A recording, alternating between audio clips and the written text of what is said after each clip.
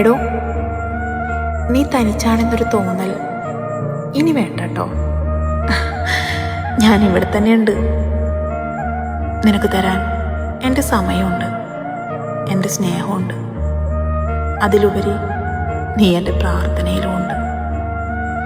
അതുപോലെ ഒറ്റയ്ക്കാവും നോവിൽ വാടിത്തളരുമ്പോൾ കണ്ണീരാറ്റും കാറ്റാ